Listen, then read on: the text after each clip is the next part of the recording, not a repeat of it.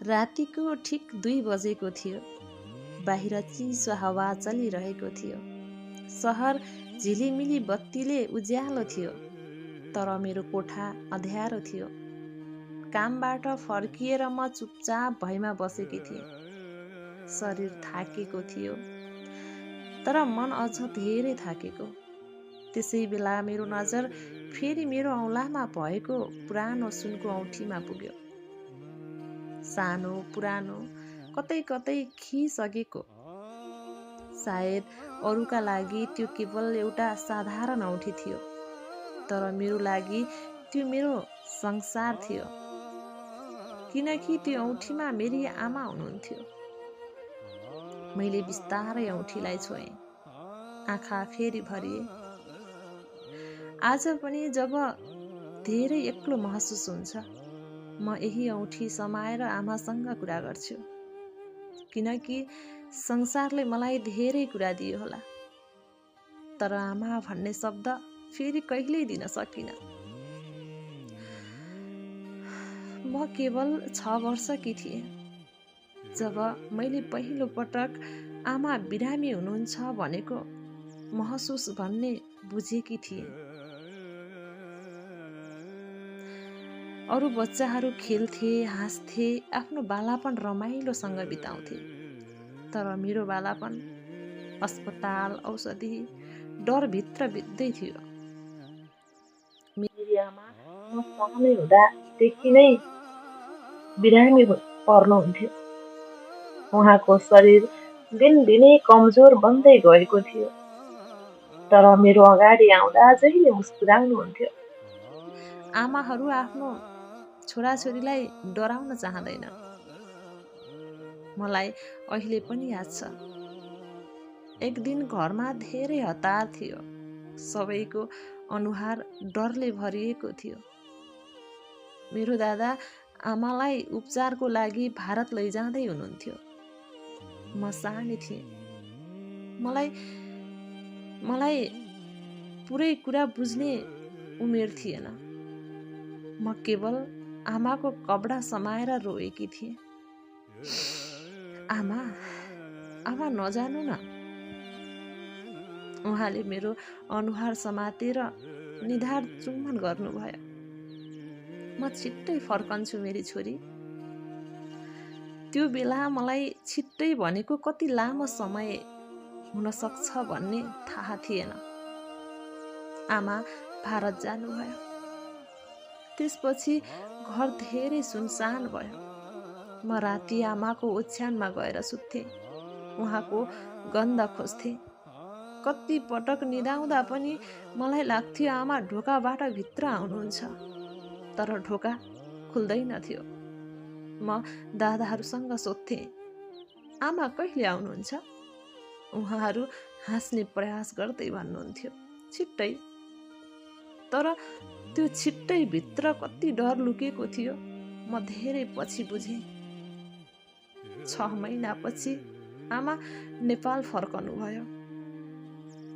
त्यो दिन मेरो संसार फेरि उज्यालो भएको थियो। म दौडिएर आमालाई अँगालो हालेकी थिएँ, तर त्यो अँगालो पहिले जस्तो बलियो थिएन। आमाको शरीर धेरै कमजोर भइसकेको थियो। अनुहार सुकिसकेको थियो, तर उहाँको आँखामा अझै मेरो लागि माया उस्तै थियो। उहाँले मुस्कुराउँदै भन्नुभयो, हेर त, म फर्किएँ नि। म धेरै रोएकी थिएँ, किनकि त्यो 6 महिनाले मलाई डर सिकाएको थियो, आमा हराउने डर। समय बित्दै गयो। म ठुली हुँदै गएँ, तर आमाको रोग पनि बढ्दै गयो। एक रोग निको नहुँदै अर्को रोग सुरु हुन्थ्यो। कहिले ज्वरो आउने, कहिले शरीर दुख्ने, कहिले सास फेर्न गाह्रो, कहिले अस्पताल, कहिले औषधि। मेरो 6 वर्षको उमेरदेखि 15 वर्षसम्म आमाको बिरामी कहिले रोकिएन। घरमा खुसी भन्दा धेरै औषधिको गन्ध थियो। म सानी हुँदा भगवानसँग सधैँ एउटै कुरा माग्थे, भगवान् मेरो आमालाई छिट्टो निको बनाइदिनुस् है। तर समयसँगै मैले भगवानसँग विश्वास गर्दा छोडिदिएँ, किनकि आफ्नै आँखाले देखेकी थिएँ रोगले मेरी आमालाई बिस्तारै बिस्तारै गलाउँदै लगिसकेको थियो। मलाई अहिले पनि याद छ, राति सबै सुतेपछि आमा चुपचाप पीडाले कराउनुहुन्थ्यो, तर मलाई नसुनियोस् भनेर आफ्नो मुख थुन्नुहुन्थ्यो। म उठेर आमा कहाँ जान्थेँ। आमा धेरै दुख्यो? उहाँ मुस्कुराउँदै भन्नुहुन्थ्यो, अलिअलि मात्र। तर उहाँको आँखाभित्रको पीडा त्यो मुस्कानभन्दा धेरै ठुलो लाग्थ्यो। म धेरै पटक डराएर सोच्थेँ, यदि आमा नै नभए भने। त्यो सोच्दै म आफै रोइहाल्थेँ। मलाई आमा बिनाको संसार कल्पना गर्न पनि सक्दैनथे, किनकि मेरो संसार नै आमा हुनुहुन्थ्यो।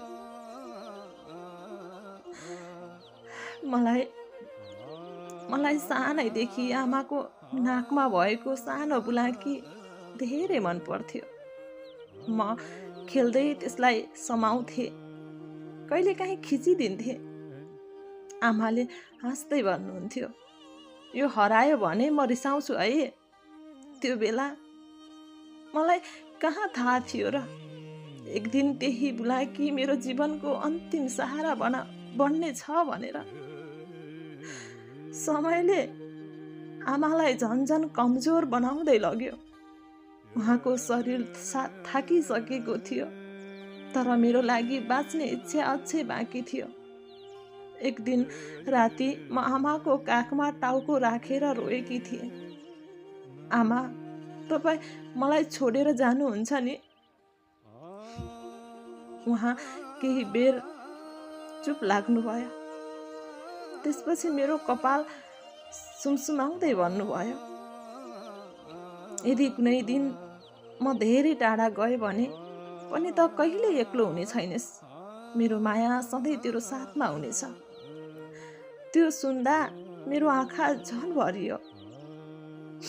म 15 वर्षकी हुँदा मेरो संसार सदाका लागि टुक्रियो।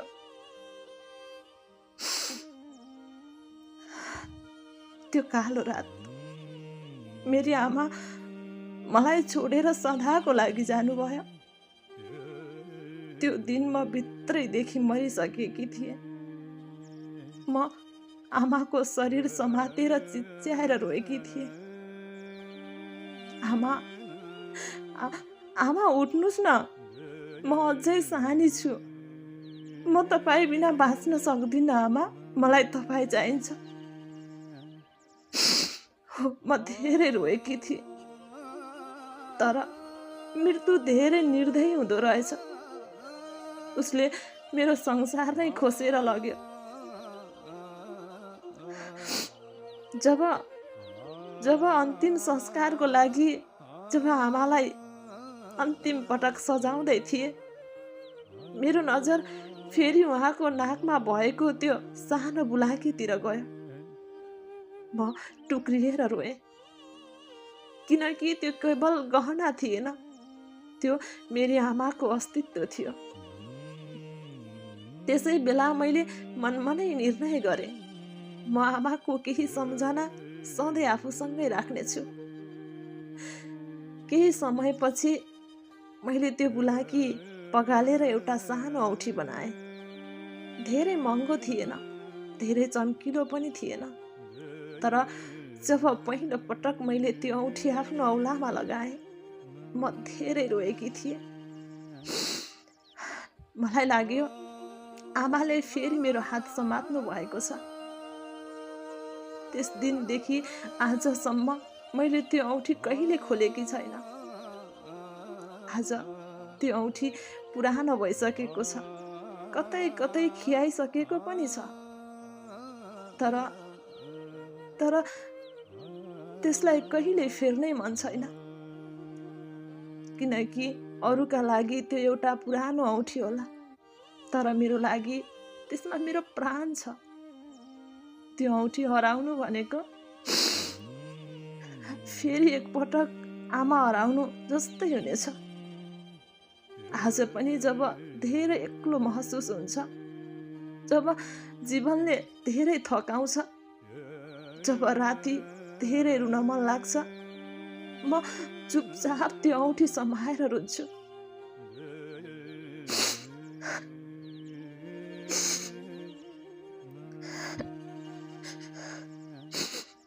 आज म विदेशमा छु, काम गर्छु, हाँस्छु। मान्छेहरूलाई लाग्छ म धेरै बलियो भइसकेकी छु, तर भित्र कतै कतै अझै त्यो सानी छोरी बाँचेकी छ, जो राति आमाको काख खोज्छे। जब जीवनले धेरै थकाउँछ, जब भित्रको एक्लोपनले चिच्याउँछु, जब म हार्न थाल्छु, म बिस्तारै आफ्नो औँठी समाउँछु। त्यसमा अझै आमाको माया र स्पर्श महसुस हुन्छ। म बिस्तारै भन्छु, आमा, आज धेरै गाह्रो भयो। तपाईँ भए सायद मलाई अँगालो हाल्नुहुन्थ्यो होला है। आमा, तपाईँ नभएको यो संसार मलाई अझै स्वीकार छैन। म आज पनि तपाईँको काख खोज्छु। आज पनि दुःख हुँदा तपाईँलाई नै सम्झन्छु। राति धेरै गाह्रो हुँदा म अझै तपाईँको आवाज सुन्न खोज्छु आमा। त्यसपछि म चुपचाप रोइरहन्छु। जब त्यो औँठी पुरानो भइसकेको छ, कतै कतै खियाइसकेको पनि छ। मान्छेहरू भन्छन् नयाँ बनाऊ, अर्को राम्रो डिजाइन लगाऊ। म केवल मुस्कुराइदिन्छु, किनकि उनीहरूलाई कहाँ थाहा छ त्यो औँठीभित्र मेरो संसार छ। त्यसमा आमाको माया छ, उहाँको स्पर्श छ, उहाँको अन्तिम सम्झना छ। अरूका लागि त्यो एउटा पुरानो औँठी होला, तर मेरो लागि त्यसमा मेरो प्राण छ। त्यो औँठी हराउनु भनेको फेरि एकपटक मैले आमा गुमाउनु हो। त्यसैले म जहाँ गए पनि, जति टाढा पुगे पनि, मेरी आमाको त्यो औँठी मेरो अन्तिम सास रहेसम्म मेरो साथमा रहनेछ। आई मिस यु आमा। म हजुरको सम्झनालाई सधैँ मेरो साथमा सजाएर राख्नेछु। आई मिस यु आमा।